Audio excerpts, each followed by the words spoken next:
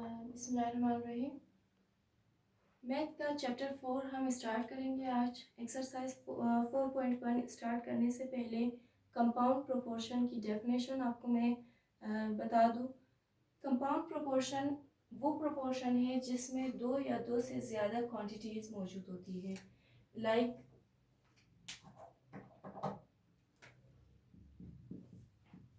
Inverse proportion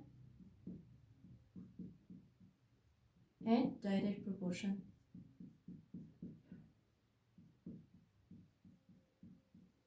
ये दोनों compound proportion में मौजूद होते हैं। अब इन्वर्स प्रोपोर्शन होती क्या है?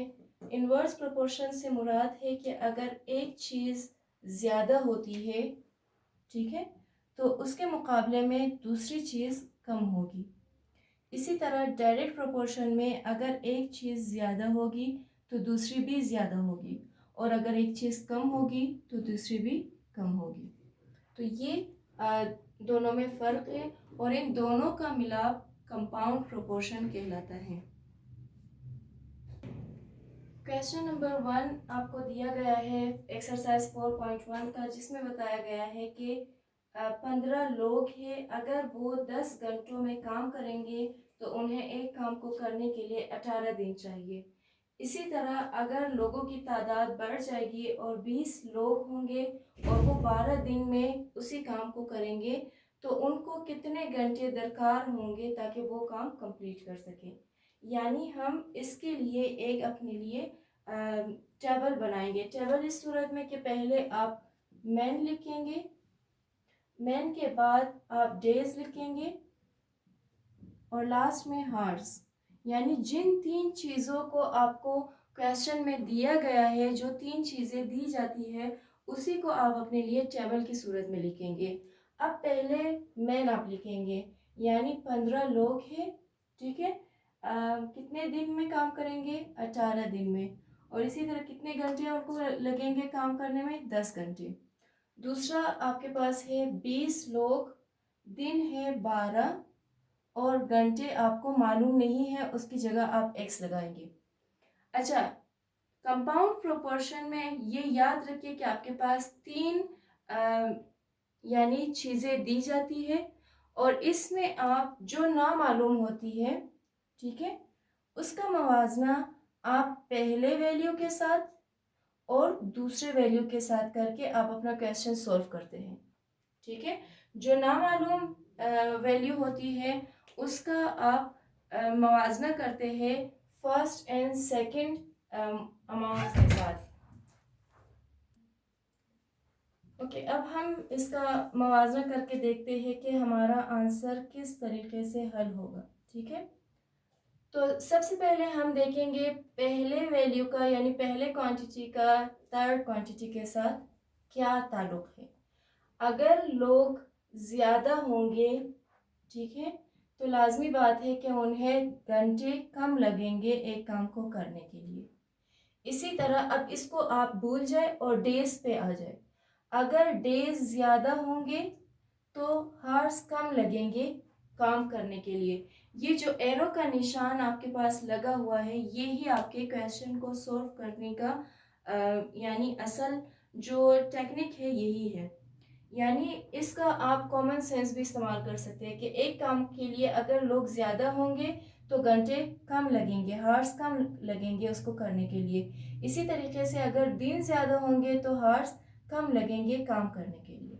तो अब हम इसे सॉल्व करते हैं। सबसे पहले जहाँ से आपका क्वेश्चन आप एरो का निशान जहाँ पे होगा, उसका सिरा यानी उसका पॉइंट जहाँ पे होगा, आप जहाँ से स्टार्ट होगा वहाँ से आप अपनी क्वांटिटी लेंगे।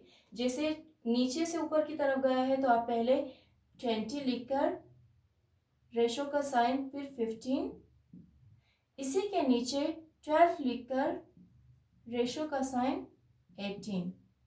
अब आपने कर्ली ब्रैकेट लगानी है।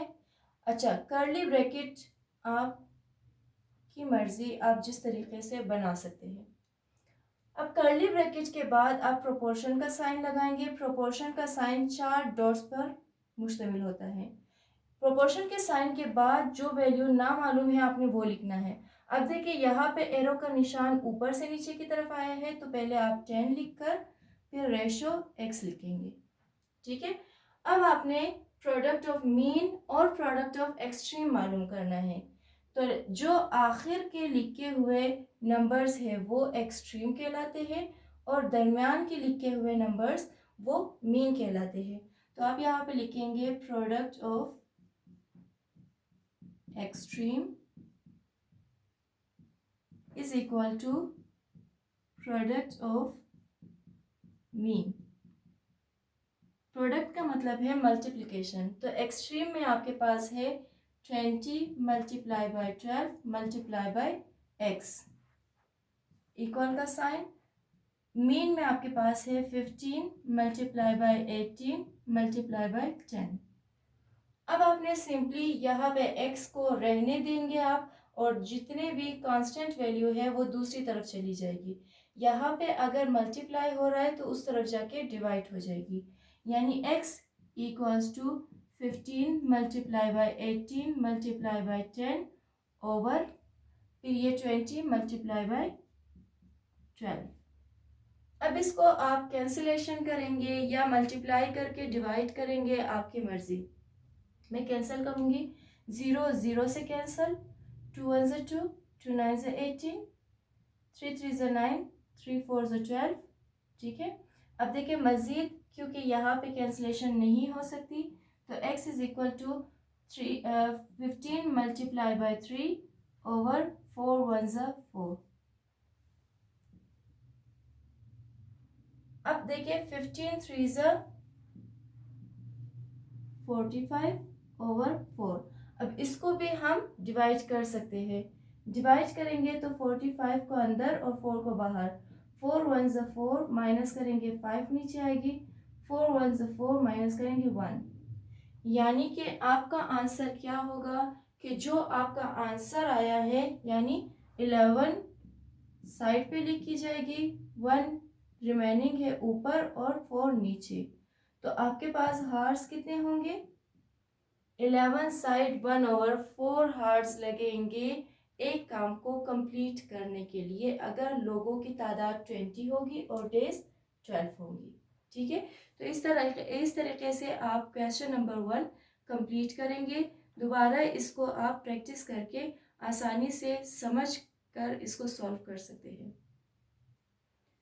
क्वेश्चन नंबर 2 में आपको बताया है कि अगर 6 लोग हैं और उन्हें 9 दिन के काम के लिए 7,200 रुपये दी गई है, यानी उनकी उजरत दी गई है।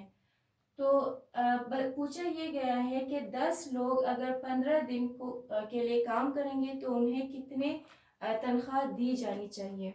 यानी आपको जो नाम मालूम है वो आपके पास है इनकी वेज यानी इनकी तनख्वाह।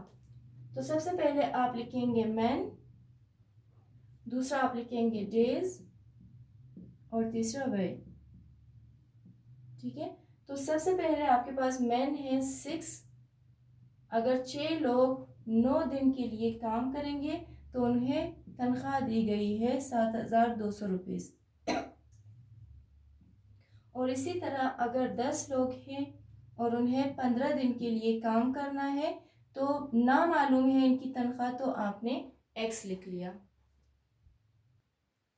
अच्छा, यहाँ पे ये जो तनख्वाह इनको दी जाती है ये डेली के बेसिस पे दी जाती है, यानी एक मज़दूर की जो उजरत होती है वो डेली बेसिस पे दी जाती है।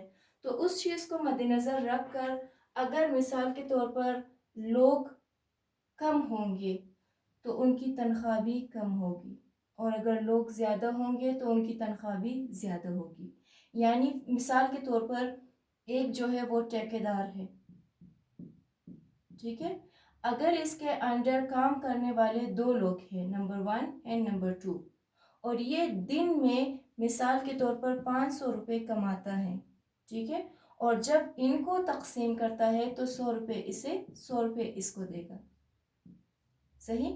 अब अगर ये एक और अपने लिए वर्कर रखेगी 3, तो इसको यानी 100 रुपये इसे भी देने होंगे। यानी अगर आपके पास इसके पास 500 है, पहले 200 वो अपने वर्कर्स को देकर 300 अपने लिए बचाता था। अब तीसरा भी आ चुका है, तो 300 वो देकर 200 बचा रहा है। तो इस सूरत में आप देख सकते हैं कि अगर लोग कम होंगे तो उनकी डेली जो उनके पैसे होंगे वो भी कम होंगे, अगर लोग ज़्यादा होंगे तो उनके पैसे भी ज़्यादा होंगे। इसी तरीके से क्योंकि वो डेज को मद्देनज़र रख कर एक काम लेते हैं, तो अगर डेज ज़्यादा होंगे तो पैसे भी उनको ज़्यादा मिलेंगे, और अगर डेज कम होंगे तो पैसे भी कम मिलेंगे। तो इसी बुनियाद पे हम इसको सॉल्व करेंगे। पहले आप लिखेंगे 10/6, देन 15/9, उसके बाद प्रोपोर्शन का sign.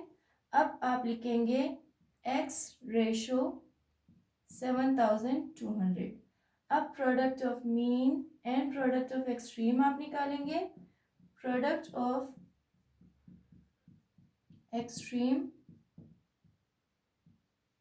Is equal to product of mean. Product of extreme में आपके पास है 10 × 15 × 7200 इक्वल का साइन 6 × 9 × x। अब सिंपली आप यहाँ से जो कांस्टेंट वैल्यू है वो इस तरफ शिफ्ट करेंगे।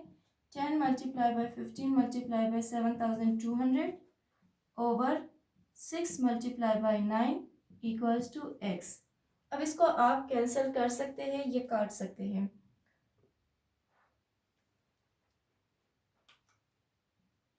टू 5s are 10, अब 3 1s are 3, 3 5s are 15।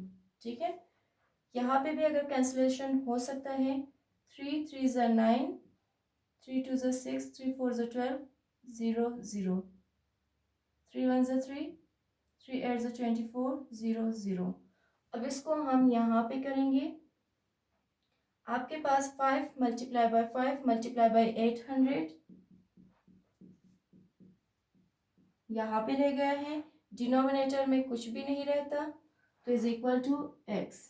अब इनको मल्टीप्लाई करेंगे। 5 5s are 25, 25 को जब आप 800 से मल्टीप्लाई करेंगे, 5 8s are 40, 2 0 0 2 0 0, 2 8s are 16, यानी 20,000। ये आपके पास आंसर है क्वेश्चन नंबर 2 का।